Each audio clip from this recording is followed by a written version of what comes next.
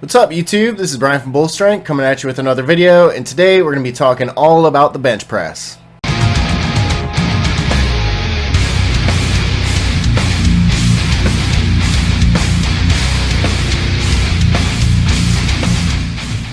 So the bench press is not necessarily a chest exercise, it's not a tricep exercise, it's not an isolation exercise in general. I know a lot of people like to do bench press on their chest days, which that's fine, but you have to keep in mind that it is an upper body compound movement closer to the same vein as an overhead press. So there's a lot more muscles involved than just your chest. So if you're trying to grow your chest, the bench press alone is not going to be an effective exercise for that. That's because in order to move the weight with the bench press, it's not only taking your pec majors and your pec minors, it is also using your front deltoids and your triceps. So if you're benching only using your chest, triceps, and front deltoids, that means you're pretty much laying limp on the bench, pretty much just pressing the weight up and down with a limp body.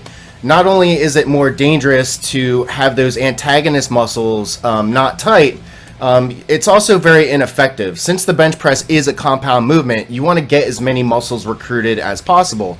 And if you're doing this exercise correctly, you're going to be involving almost every muscle in your body. So in this video, I'm going to teach you how to tighten up your back, so how to engage your traps and your lats, how to tighten up your core to get a little more weight out of that, and then also how to drive with your posterior chain, so to actually help push the weight up using your hamstrings, your glutes, and your lower back. So in this video, I'm going to walk you through exactly how to activate each muscle group so that you have a truly compound movement that's involving your entire body.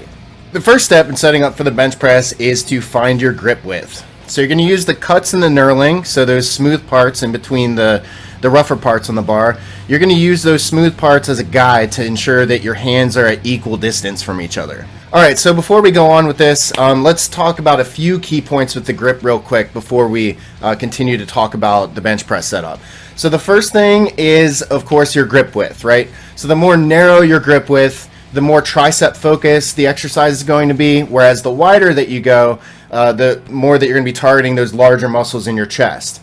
Now, another advantage to going wide is that you're going to have a smaller range of motion. So if you're a power lifter, it would behoove you to go about as wide as you comfortably can and perform the bench press that way. Alright, and the next thing I want to address as far as gripping with the bench press is having your thumb around the bar versus using what's called a suicide grip. So with the suicide grip, the barbell is going to rest here at the bottom of your palm of your hand, and your fingers are just going to be kind of curled, not completely around the bar. So you're pretty much pressing the bar directly off of the palms of your hands. Now, not only is this a hell of a lot more dangerous than actually having your thumb around the bar, we've all seen a ton of different fail videos where people are trying to use a false grip and drop the barbell on their chest.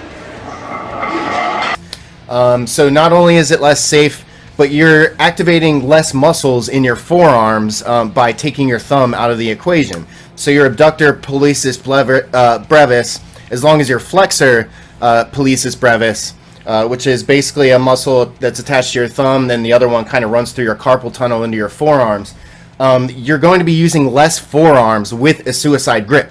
So less muscle means less weight. So don't use suicide grips. It's just more dangerous. It's really only for showing off. There's no point in using it. Now, another really important factor as far as your grip goes with the bench press, and I see this far too much when I'm coaching, is your hand position. Your hand position is very important. So the more upright you can get your hand, the better. More times than not, when I'm coaching people on the bench press, I notice their hands are way back here. Like, they'll have their hands around the bar, but they're extended all the way back here, which this is a very dangerous position for your wrist right here, and you will very quickly end up with carpal tunnel issues and just various wrist issues in general if you are gripping the weight kind of with this angle here. So what you want to do is have your fists as upright as possible. They're not going to be perfectly upright, obviously, but as close as you can get it, the better. The closer you can get it to neutral, the more your wrist is going to be protected while you're benching. So now that we have all of our fingers and our thumbs completely around the bar, we want to squeeze the bar as hard as we can. We want to activate every little muscle in our forearms that we can to help us get this weight. So the next thing we want to do is create a stable base in our upper back in order to press off of. We're going to do that by actually tightening up our trap muscles and our lats. So what you're going to do is pull yourself up into the bar and retract your shoulder blades as far back as you can. And what that's going to do is tighten up all the muscles in your upper back to help you stabilize the weight. So now that the muscles in our upper back are tight, we want to actually activate them and use them to help us get the weight up. So what you're going to do is either pull the bar apart, so with your hands on the bar you're going to pull outward, or you're going to bend the bar. So as if you're literally trying to snap the bar in half. You're just going to be torquing it as much as you can. Bending the bar is the method that I prefer to get my my lats and my traps tight, but pulling apart is also effective. And while I understand it can be kind of confusing to kind of pull the bar as you're pushing it, you can actually put a mini band around your wrist and use that as a training aid to kind of teach you that movement pattern there of pulling the bar outward as you are pressing upward.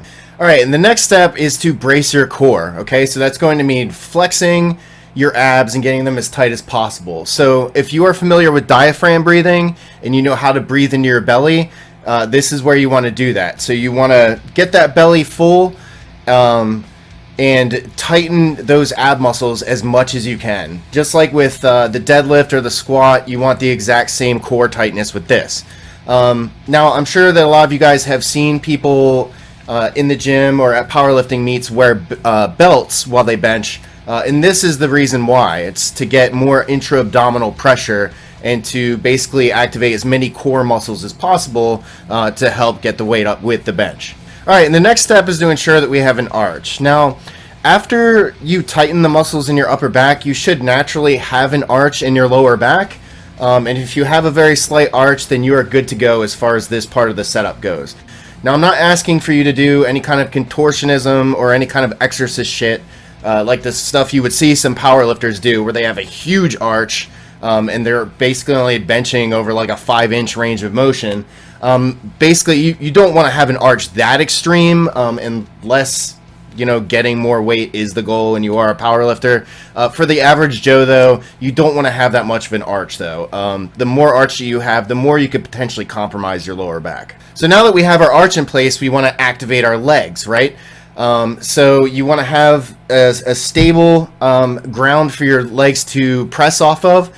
So if your legs are a little bit stubbier like mine, you have a harder time getting down to the ground, you can either set some plates up to either side of the bench, or because I have a home setup and I can do whatever I want, I set a tire around the bottom part of the bench so that I have a nice stable place to drive my legs off of. All right, so now that we got our setup down, we're going to actually walk through doing a repetition of bench press. So the very first thing you're going to do once everything's in position, everything's tight, is you're going to push it straight up off of the rack and lock it out, and then you're going to use your lats to get the bar over your chest. You're not going to kind of push it out of the rack and kind of at this weird angle and bring it over your chest. You want to press it straight up and then use your back to get the bar over your chest. So that's the very first step. And the next thing you want to do is while you're bending the bar, you want to slowly lower it down to about just below your pecs.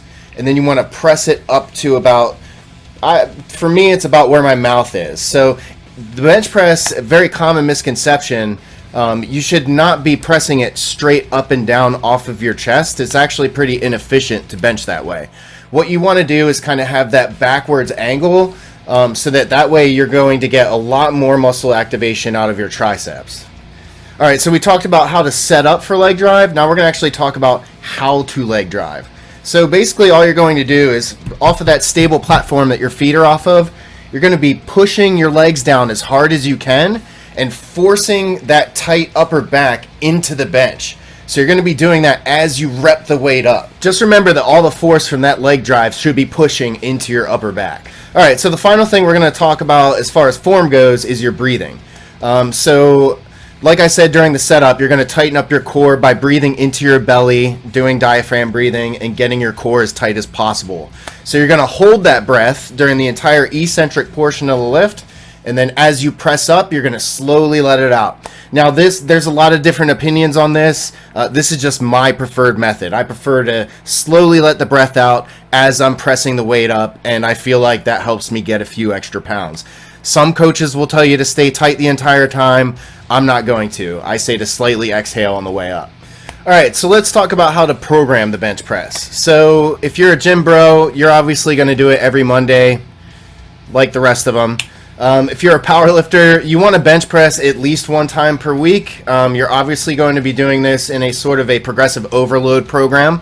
So you're going to be slowly progressing upward with weight, using basically the same rep ranges over time. And as a bodybuilder, just remember that this is a compound movement. It's not a chest movement, like I said in the very beginning. So it is very good movement to have on your chest day or your shoulder day, possibly your arm day. Just remember that the bench press is not a chest isolation movement. It should not be the only thing that you're doing to build your chest. So if you're looking to load up on more trading volume for bigger pecs, I would incorporate more isolation specific movements like flies and things like that. All right, so that's pretty much it for the video. I'm going to leave a little summary in the description for you guys to use as a cheat sheet. And then also, if you're going to be doing bench press by yourself, which I do not recommend whatsoever, but if you're going to do it, make sure you learn how to bail the weight first. Go ahead and click here for a video on how to bail the bench press in case you get in a compromised situation while you're benching by yourself. I want to thank Trey Throutkill and Pablo Hoodie, my Patreon subscribers. Thank you very much for subscribing. I hope that the online coaching is working for you. And if any of you guys want to sign up for my Patreon and get on board with online coaching, there's a link in the description. And I'll see you in the next video. Peace out.